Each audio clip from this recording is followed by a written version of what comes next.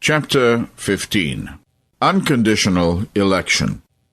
Unconditional election, another phrase that is not found in the Bible, necessarily follows from total depravity. This doctrine is declared to be the very heart of Calvinism.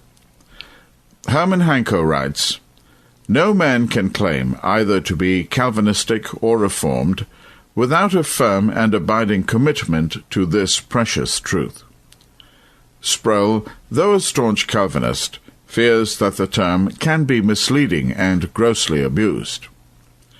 The Canons of Dort explained this tenet as the unchangeable purpose of God, whereby, before the foundation of the world, he hath out of mere grace, according to the sovereign good pleasure of his own will, chosen from the whole human race a certain number of persons to redemption in Christ. Unconditional election is the outworking of Calvinism's extreme view of sovereignty, which allows man no freedom of choice or action even to sin. That being the case, if anyone is to be saved, God must choose for them. Out of unconditional election, then, comes predestination to salvation.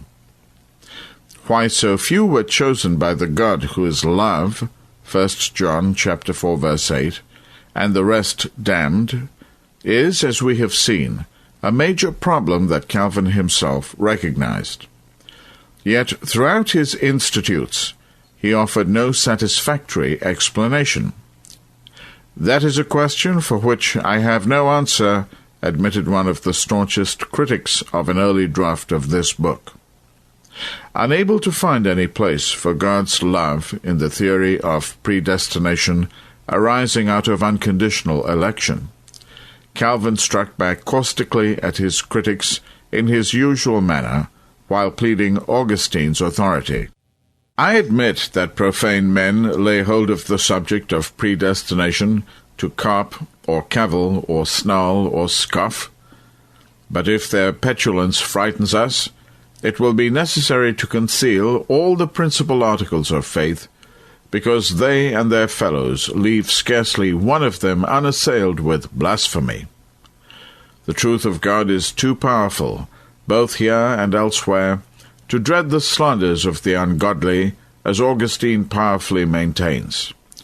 Augustine disguises not that he was often charged with preaching the doctrine of predestination too freely, but as it was easy for him to do so, he abundantly refutes the charge. The predestination by which God adopts some to the hope of life and adjudges others to eternal death is greatly cavilled at, especially by those who make prescience its cause. Calvin offers neither biblical nor rational proof for his, Augustine's, theory. In typical fashion, he mocks what he calls the slanders of the ungodly, as though anyone who disagrees with him and Augustine is necessarily ungodly. Such would be his attitude toward many today, who, professing a more moderate position, call themselves 4-point or 3-point Calvinists.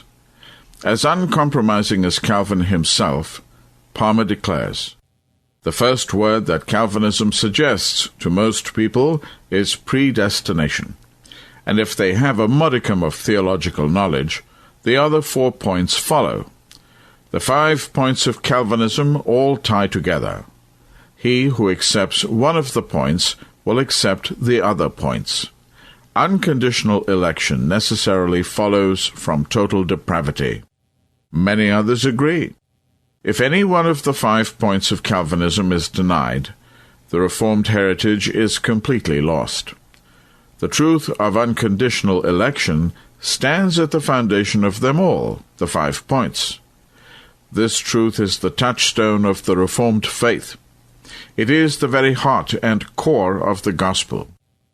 If the gospel is the power of God unto salvation to everyone who believes it, Romans chapter 1 verse 16, and if the 5 points of Calvinism comprise the very heart of the gospel, non-Calvinists cannot be saved.